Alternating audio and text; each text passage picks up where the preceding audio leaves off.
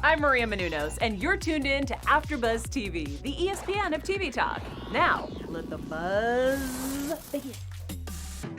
What's going on, Walking Dead fans? We are here. We look a little different. It's because of the coronavirus, which is really taking LA out right now. But I've got a beautiful panel, our first full panel show, surprisingly on Zoom. It's an app we are using to stream this show tonight. We will be doing this format for the next couple of weeks while LA is in quarantine. But I'm very excited to talk about the latest episode of The Walking Dead, episode 12, season 10. I've got an awesome panel. April Whisenhant is up there in the corner. Oh, hey, everybody. Corona'd out over here. April is serving us Maggie realness right now. You know, we've got Cedric Welton down there in the bottom right hand, depending on how you're looking at your screen. Hey, what's up, guys? This actually seems very fitting that we're talking about The Walking Dead on quarantine. It does, right? I totally agree with you. And I've got Benny Adams. It wouldn't be a show without Benny Adams right there on the left hand. Yo, what's up, guys? This is pretty cool that we're doing this. I'm stoked. Yeah, we're very excited, guys. Cedric, I'm glad that you pointed out that it's like pretty much The Walking Dead and there's a quarantine outside. I mean, is everybody ready for the zombie apocalypse? Because I surely was not. I probably would have been the first one to die, you guys. I literally said to my friends earlier, I was like, I did The Walking Dead after show. Don't worry, I got you. So we're all good, okay? If you want anyone on your side, on us. In zombie apocalypse, it's kind of what it feels like right now. We're going to April's house. Yeah, I'm with that because I totally didn't stock up on food, so I'm a little behind. So, and all the stores are complete madness now. I don't have a lot of food, but I have a lot of wine. So if you like wine, you're good. There you go. Alrighty, guys. Well, let's get down to it. I mean, the reason that we are here, you guys, is to talk about The Walking Dead, not quarantining of Los Angeles, which I'm sure everybody's very excited about. So we do have our special segments at the end of the episode, you guys. We've got our dead weight segment, which is going to be the person who didn't really pull their weight this episode, and we've got our favorite kill. There were a lot of kills this episode, so I'm sure we're all going to have varying opinions on that. Let us know what you guys think of in the chat. We do have the chat going on. April is in the chat right now, so we're going to get some shout outs later on. April, you're awesome. So guys, let's start off with overall thoughts of the episode. April, I want to start with you. I mean, obviously just sheer shock. Like, so many of my friends and I were talking about it last night. I was not expecting everything that went down to happen in this episode. So it was a lot. I loved it. I loved how everything happened. We've all kind of hypothesized about how these things would happen and how they would, you know, who would do this and who would do that. And I am completely happy with how it happened. I'm very curious to see what y'all thought about it. Same. Cedric, what are your overall thoughts on the episode? Man, I watched this episode pretty late last night and mind blown. Like, I just knew that we were going to lose some people here soon. I think I said I thought it was going to be Carol, but to lose like the biggest villain just like that and all this other stuff. And then there's some beautiful scenes in the episode as well. The scenes where you see Daryl tending to Rick's kids, the scene with Eugene and Carol when they're talking about what they're talking about. The long-term story building right here, the character development is so beautiful. That's why I love this show. I agree. There were definitely a lot of storylines that we saw tonight that with characters that normally don't have scenes together. So we're definitely going to be talking about those scenes. Benny, what were your overall thoughts on the episode?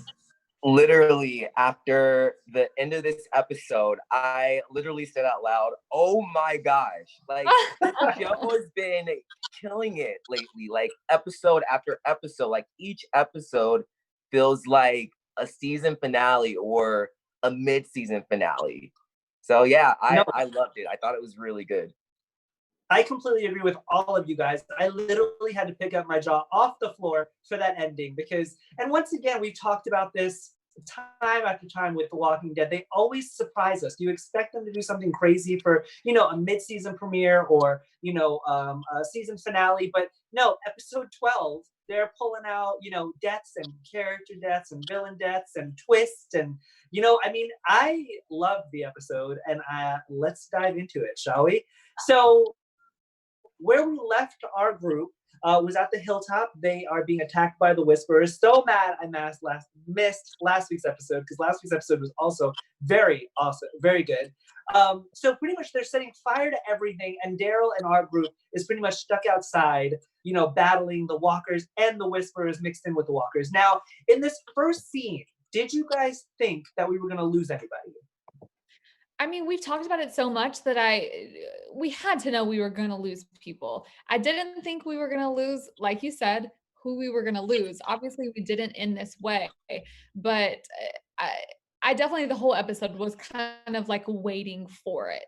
But I said last week, I'm still kind of like surprised that it went down how it went down, because it looked like, you know, this is an all-out war. Everybody's dead basically except the whisperers. So I was a little like, okay, how did these people end up getting away? We didn't see that so much, but I also don't really care because it was just so good. But yeah, I expected for us to lose some people, but not in the way that we did. So, you know, they just surprised us with all of that, of course, as per usual. Yeah, I agree. I was actually pretty surprised that we lost people, because these past few episodes, they haven't really been killing off the people that we thought they would be killing off. They've been keeping them around. So when we did see the people who died, I was just like, wow, that was just right out of left field. So yeah, I thought that was pretty crazy. Me, I was waiting for the trickle down effect. I actually didn't think we would see people die from the fight scene, but I was waiting for the big spin of who was going to die. Like, not only did we see 2 people on camera die, but we got clarification on Connie in the cave too. So like, we lost 3 pseudo main characters, if you would. But I was constantly waiting for the trickle down effect. I didn't think it was going to hit that hard though. Like they completely slapped us in the face with this one. I didn't expect that. Wait, did we get clarification on the Connie situation? I'm still not fully clear on that. Yes, actually, in the scene where Magma is back, and then remember, I forget the other young lady's name that punched Carol in the face. What's her name? Oh gosh. Oh yeah, Miko. yeah. Miko. And by the way, Carol ate that punch. Kudos to Carol. She ate that. Sure did. But no, Magma's telling Mika that they were getting ready to exit the cave and whatnot, and then her hand just let go of Connie. But this is why I said it wasn't full on clarification for me, because in the times where you thought people were definitely for sure dead, just like, I mean, I kind of assumed that maybe they weren't, because we always, typically with the main character, we see a death. But I feel like they left it open here. They left it open to be like, I think she said like, and I looked back and she was just gone, or I lost her, or something like that. So I still have hope for Connie a little bit. I'm not completely writing her off. That's why I was like, oh, maybe I missed something. Maybe they did say like, I saw her die. But yeah, I still have hope for Connie and Daryl, maybe. Yeah.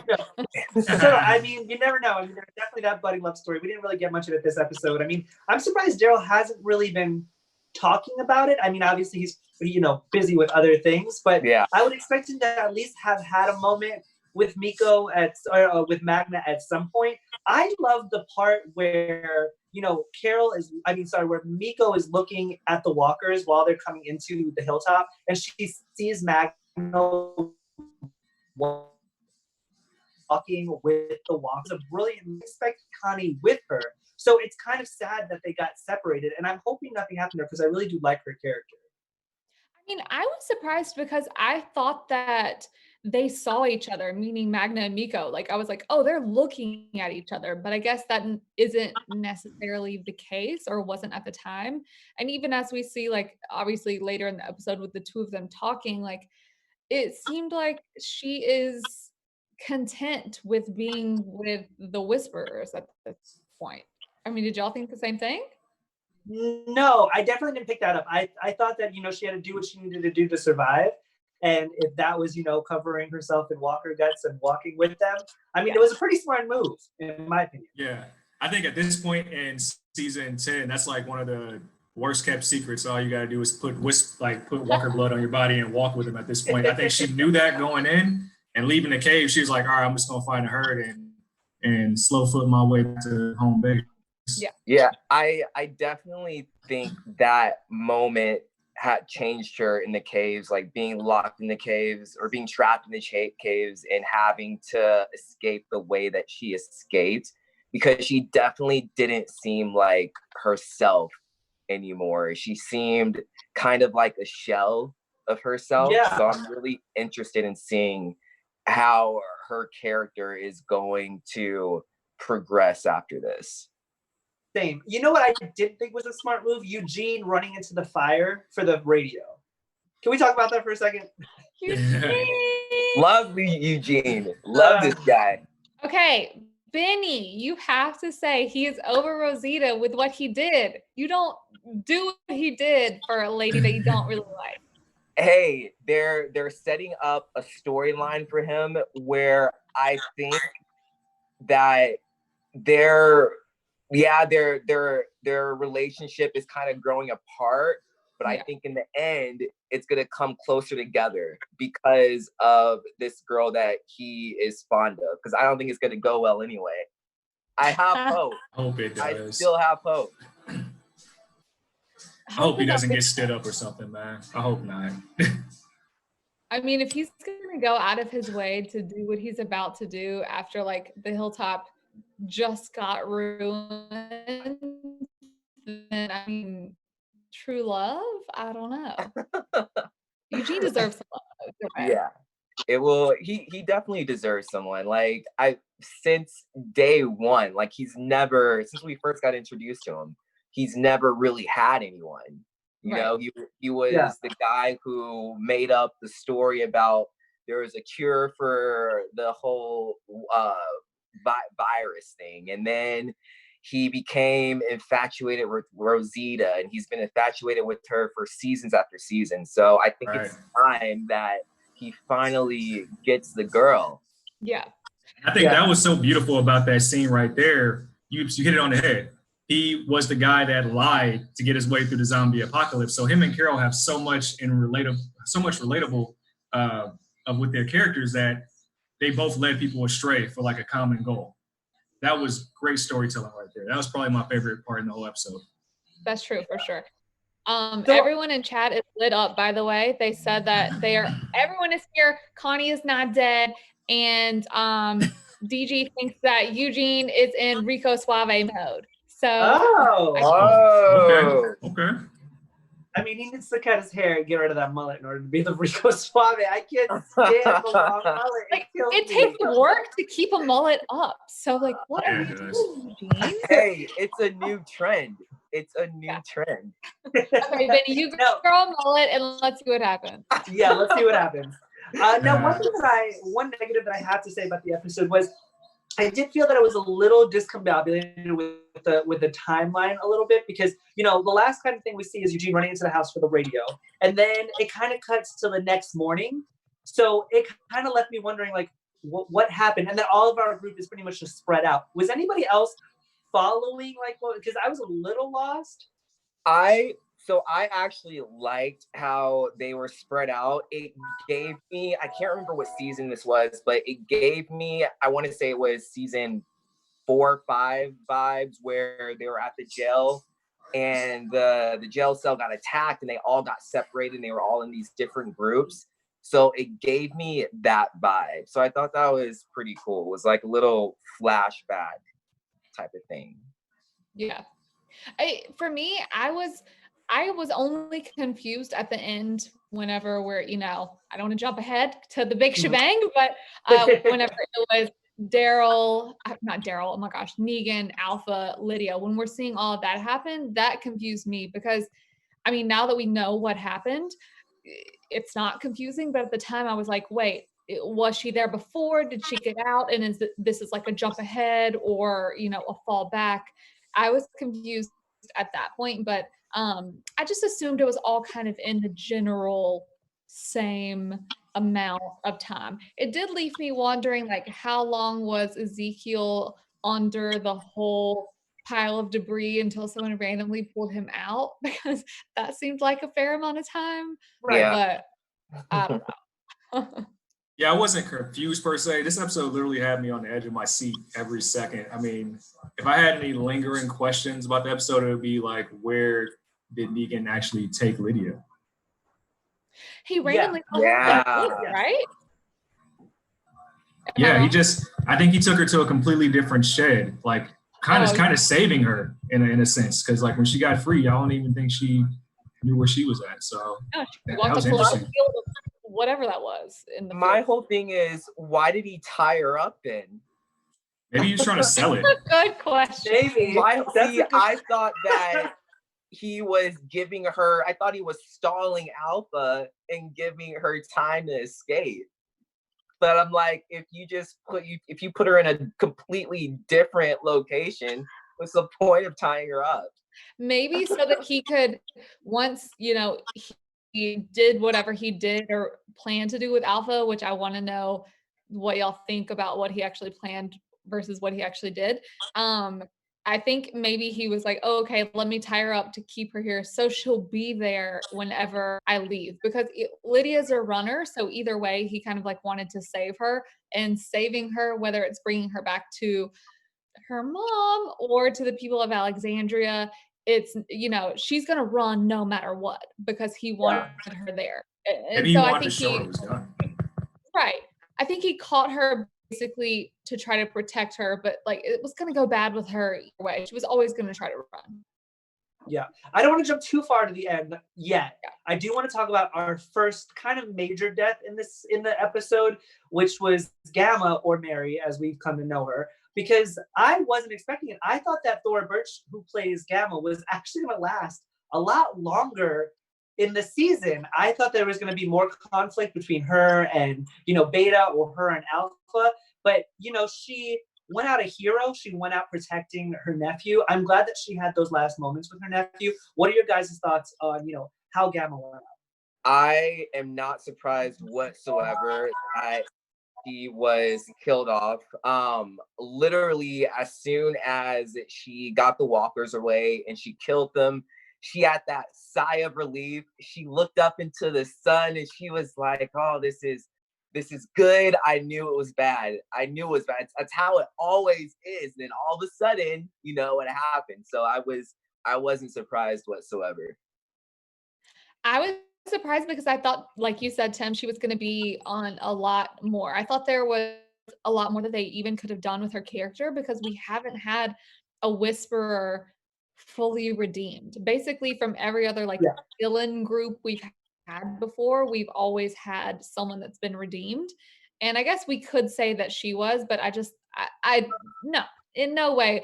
Now, Benny, I do agree with you in the moment where like she lifted her head and said, oh, this is so amazing. I was like, you're dead, because you don't do that on Walking Dead.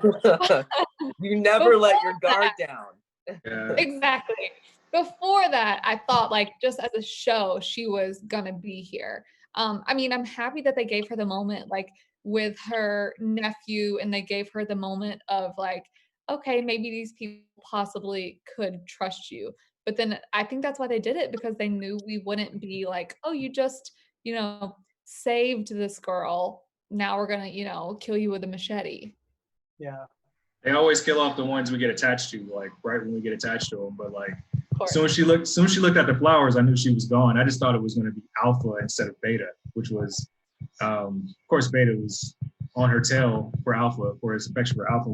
What was that? When part of his mask came out, and the guy in the field was like, "Oh, I knew it was Oh you." my gosh! We know. Yes. Okay, so Benny, you tell this, because I think you revealed it to us last season. So yeah, they teased Gamma or Beta in Fear the Walking Dead.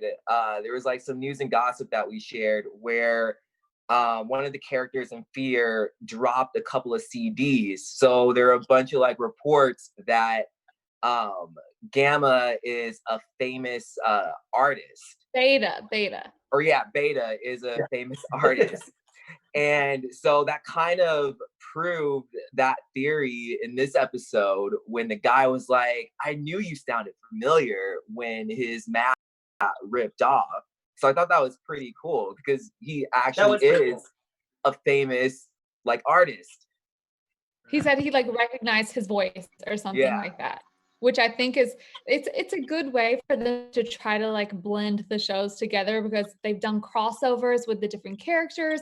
But something like this, and especially a connection with The Walking Dead more than like Walking Dead going to Fear the Walking Dead is always going to connect viewers probably a little more.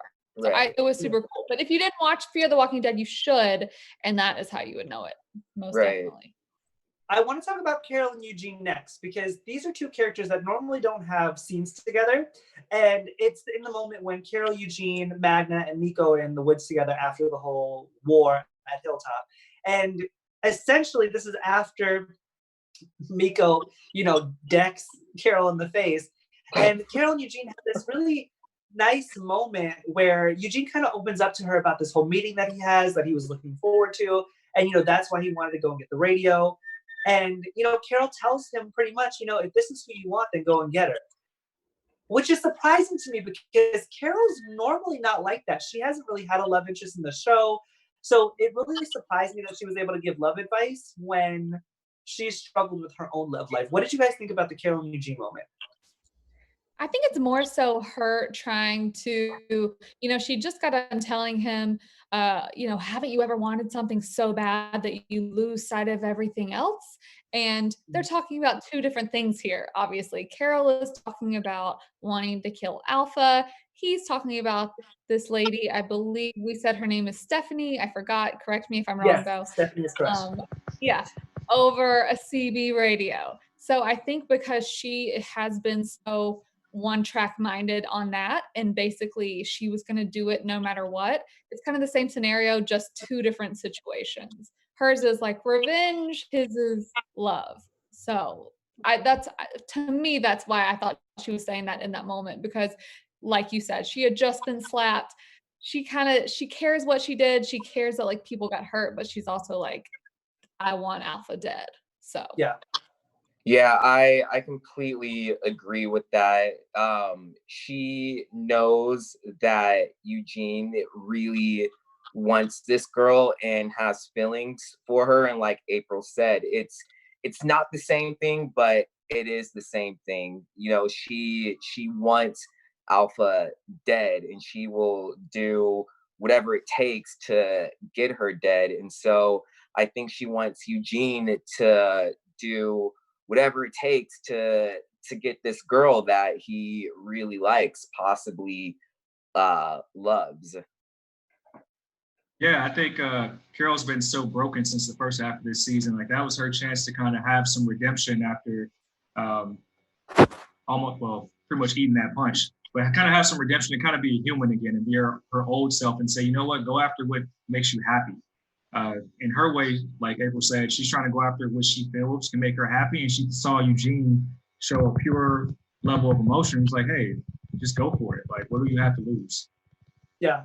I want to talk about our second death now of the episode, which was Earl. Now, this moment hit me, and I want to know your guys' thoughts on it. This moment hit me a lot harder than I thought it would. I was never really attached to Earl and Tammy. I always thought Earl was nice, and he was like a good character, but I never really was emotionally attached to him until this moment where he's, trying to protect these kids, and we find out that he was bit, and he essentially has to come to this, choice of having to kill himself or turn into a walker. Now, what did you guys think about this moment? Oh, I thought the same thing. We talked about it with a few other characters, how you don't necessarily realize that they have had this type of impact on you as a viewer. I totally agree. Earl, I'm like, Earl, okay. Tonight, the whole thing tore me up just because like this man was obviously so attached to the baby that he was taking care of, and himself over anyone else is the one with this. I don't know how many kids were in there, but let's say like 8 to 10, a lot of kids either way. And the fact that he, the way that he ended up going out, I think is probably the most difficult way we've ever seen anyone go out as, knowing that they have a walker bite ever. Yeah. Yeah, I agree. I think his death was something bigger for Judith because here's this little girl and she's being placed in this situation as the leader. He's handing over the leader spot to her because he knows he's not going to be here. And for Judith, I think this is going to be a really big shift in her storyline because she's witnessing this traumatic event, and now she's just like, what am I supposed to do? I'm just a kid. And so it was definitely interesting to just see her in that light, and just to see her after his death, like what happened to her after his death. Yeah. I wasn't attached to Earl per se. Like I agree that this is a big moment for Judith, because I can't remember the last time we had a really big bite scene death, and the only thing that comes to mind is Carl. And this makes me think that Judas is about to be such a badass. She's going to become like how Carl was before we lost him. Because I actually thought Judith was going to have to pull the trigger and kill Earl herself because she knew. And it's like the second time she had a close run-in with killing a human being from what happened earlier in the show. So I think her seeing that twice is going to make her kind of go numb into a sense and realize, okay, this isn't normal anymore, and adjust more than anything. Benny, I'm glad that you brought up that moment with Judith, because there was a moment in the last episode where, she says, oh, I killed those walkers. And her and Daryl have this moment. And Daryl goes, they weren't just walkers. And I don't think she fully understood what that meant until this moment with Earl, when she had to essentially put him down. And we can see on the screen that it has affected her because Daryl has to comfort her. But I think she finally understands that, these are people that you get attached to. And when you have to kill them, it's essentially like you didn't kill them, but you did kill them. You know what I mean? Yeah. And I think she's definitely going to grow from this even more. Like, she's only a little kid, but like, unfortunately in that world, you have to grow up a lot faster. And I feel like she's really going to grow up after that situation. Yeah, I agree. Now, before we get to the Alpha, Negan, and Lydia scene, April, I'm going to shoot it over to you for some maybe shout outs in the chat. Oh my gosh, everyone, thank you all so much for joining us, because we know this is a little more difficult with us tonight. We got Zar, Nina, Glow, Love, Jomo, Bevarious? I'm so sorry if I just said that wrong. But I agree with you, by the way. He said, I thought he was going to go through the eye socket. I also did as well. Speaking about Earl, Ryan B, everyone in there, thank y'all so much. Back to Earl, Zar, Nicholas says, he did what he did it incorrectly, but he tried. Yeah. It's the thought that Earl. counts. Exactly. You guys, we have the best fans ever. You guys are literally awesome for, braving through this whole transition with us. And like I said, this is only temporary while we, deal with the whole coronavirus. We hope you all are staying safe out there. Let's dive in to this last scene, shall we? So this Lydia, Alpha, and then Carol scene. I did not see this coming. I mean, if you want to talk about Mary's death getting me off track, I was surprised by Mary's death. I was even more surprised by Alpha, because like I said, it's episode 12. I didn't expect this at all. Did you? Yeah. No, not one bit. But I have a question, because I'm so confused. So was Carol faking it this whole time? Was she really this down and out person? Or was she just really, I'm just going to fake it and put on a show because I know what's going to happen. And I know Negan is going to end up killing Alpha. So all I got to do is just pretend to be the sad old woman. And I don't know. I'm so confused now by that. Okay, best question, the same question I wanted to ask y'all. I'm trying to find it now. I believe it was JJ.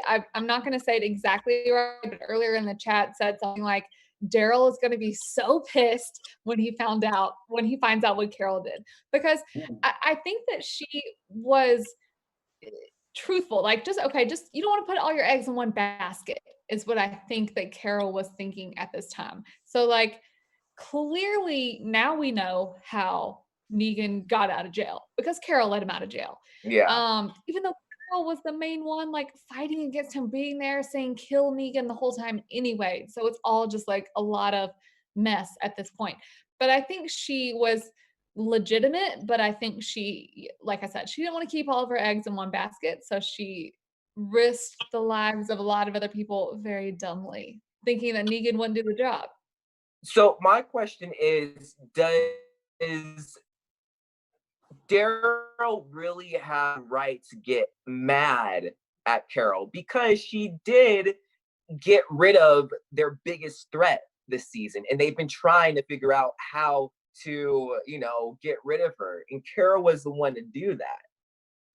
Absolutely. I think Daryl can never actually forgive Negan, because remember, he had him stripped naked in a cell for who knows how long. Like he turned him into an animal. But I agree with April. Carol was just covering all her bases to make sure, like, hey, the job's going to get done regardless. And I think it was pretty cool to see that moment. I think I saw on Twitter there's somebody had said Alpha wouldn't stop until this one, Carol, kneeled to her feet or something like that, or bowed her head to her. And then you see Alpha's head rolling over to Carol. It was like, oh, hold your emotion right there. But I was still shocked to see it, man. I thought Alpha was going to last a little bit longer than that. I mean, talk about some major poetic justice, for real. Also, I don't know if I can fully be on board with this yet, but in chat, Czar Nicholas says, long live Negan. I'm almost there. Okay, I'm almost there. But I think, no, when I think about like all that Carol did, knowing that Negan was basically undercover, I mean, maybe she was thinking like we did. Last week, we all kept saying, like, is Negan in too deep? Like, he hooked up with Alpha. Yeah. He had to go through that for the team, man. And even tonight, this is the thing that I wanted to ask all. I thought whenever he was like walking Alpha up to this cabin where Lydia was not, the whole time I thought he's trying to get her to say, oh no, I don't need to kill her, and then he won't do anything to her. So I don't, which is, I wanted to know if y'all thought the same, because I didn't think that he just wanted to kill her. No, that's a really good point, April, because I think leading up to that moment, I actually thought that he was going to kill her, and when he said Beta ain't no Alpha, I thought he was going to try to attempt to take over the group. Yeah. Not far off. Sorry, that's my connection. Can you guys hear me? No, I can hear you. Yes, yeah, I can hear you. Can you guys hear me? Yeah, go ahead, Tom. Okay, cool. Yeah, no, I think the moment with Alpha and Negan leading up to the whole death of Alpha, where Negan, is opening up about, his wife who died of pancreatic cancer and all this other stuff. I feel like he was trying to invoke some kind of emotion out of her, some kind of humanity out of her, so that he wouldn't have to kill her, which is actually surprising because Negan's not that kind of a character. He'll kill you really, really quick. But in this moment, I feel like he was connected with Alpha for some reason and didn't want to, but then ultimately realized that he had to because she's so far gone. Well, go ahead. I think it's because he kind of grew with her, he was spending all this time with her, doing all this crazy stuff. He was able to see the real Alpha, and I think under all of that anger and hate, he saw a lot of pain. So in a way, like, I feel like he felt very, very sorry for her, but also he knew there was no turning back for her. She had gone so far down the deep hole that unfortunately there was only one situation out. Well, because let's be real, in this situation, she was always going to go into the cabin basically no matter what. So what would have happened? Now that y'all kind of say that, and I'm reading what everyone's saying in chat, like, I think that he was always going to kill her. It was basically him giving her that last moment of not dying, saying that I have to kill my own daughter. Yeah. Because she was always going to walk into an empty cabin. And what was going to happen when that happened? She was going to turn around and either do something to him or he was going to do something to her. He'd be like, psych, just joking. Well, I mean, there was always that possibility of her being like, maybe I don't have to kill her, and then walking into the cabin, and then him being like, well, good, she's not here, so you don't have to. I mean, psych, I guess, like you said, I don't know. But are y'all satisfied with it being Negan? Because I am. Yes, hands Yes. down, absolutely. 100%. Yeah. Because I think this Negan needed to do this because we were introduced to Negan as this main villain, and now we're seeing him shift to the good guy. But he has to take these big steps, in my opinion, for a viewer to see him as a good guy. So for Negan to get rid of the big bad for this season was a big step in his redemption to joining the good side. Yeah. And I think in those moments, Negan probably said, Yeah. Go ahead, Cedric. I was going to say, I think in those moments, like you guys were saying, just to piggyback, Negan saw a little bit of himself and how far gone he was. And that's why he was asking Alfred all those questions and told the story about his wife and how he lost her. And he has had a chance, even behind bars, to see what real humanity and community looks like for a number of years now. So I think that was his big redemption moment. And he knew, like, all right, this is not what I want to see anymore. And this is what I was, and this is not life. So I thought that was cool. So yeah, kudos to Negan.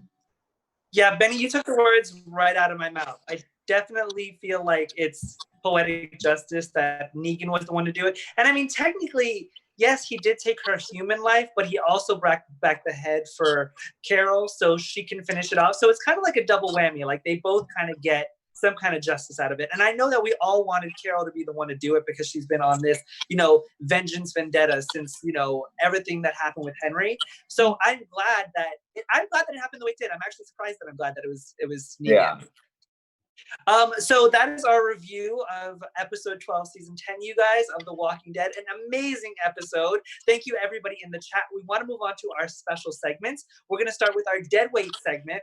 Now, our deadweight segment is the character that we think did the least in the episode. April, I'm going to shoot it over to you. Who did you think did the least in the episode tonight?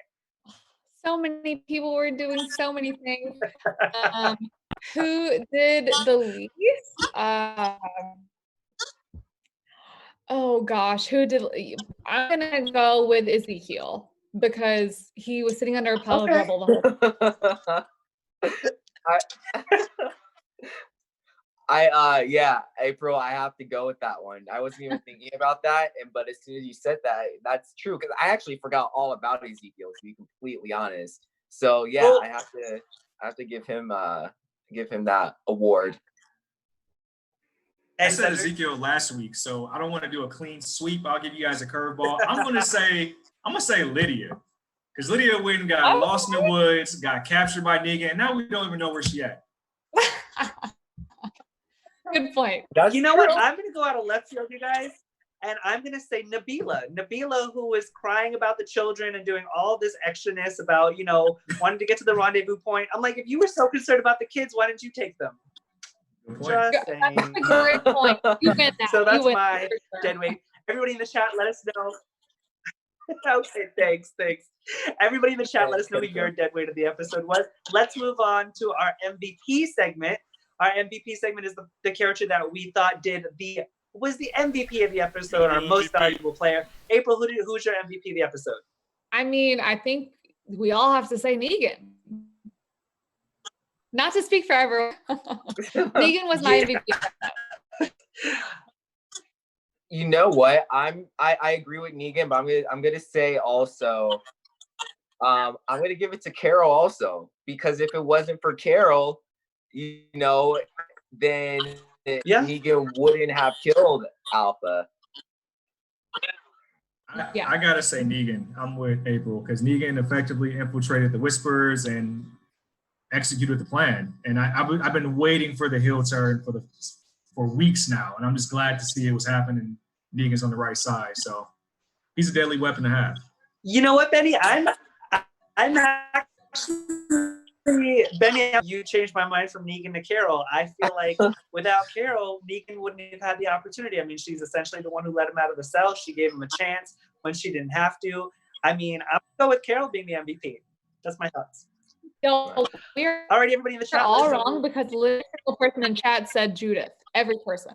Oh, okay. Really? We forgot Yeah. about Judith. Okay. She had some pretty awesome scenes. So yeah. Strong case Yeah. there. Yeah. Alrighty, guys. Thanks for letting us know who your MVP was. Clearly, Judith is the winner tonight. That is our special segment of our MVP of the episode. We will be back next week on Mondays at 8 p.m. We're going to probably be on the Zoom app as well because, like I said, Los Angeles is in a quarantine right now. So, April, let our fans know where they can find you. Yes, thank you all so much for joining us. Y'all can find me everywhere at April Whisenhant. And I am Benny Adams. You guys can find me on all social media at Benny J. Adams. And I'm Cedric Welton. Thank you guys for joining us. You can find me on Instagram at Ced is the answer and Ced says on Twitter. You guys are literally the best fans ever. I am Timothy Michael. You guys can find me everywhere at I am Timothy Mike. Like I said, we will be back next week on Mondays. Quarantine, coronavirus will not stop us from joining you guys. We're glad that it hasn't stopped you from joining us as well. We'll see you guys next week. Great show. Bye. Guys. Our founder, Keven Undergaro, and me, Maria Menounos, would like to thank you for tuning in to AfterBuzz TV. Remember, we're not just the first, we're the biggest in the world, and we're the only destination for all your favorite TV shows. Whatever you crave, we've got it. So go to AfterBuzzTV.com and check out our lineup. Buzz you later. The views expressed herein are those of the hosts only and do not necessarily reflect the views of AfterBuzz TV or its owners or principals.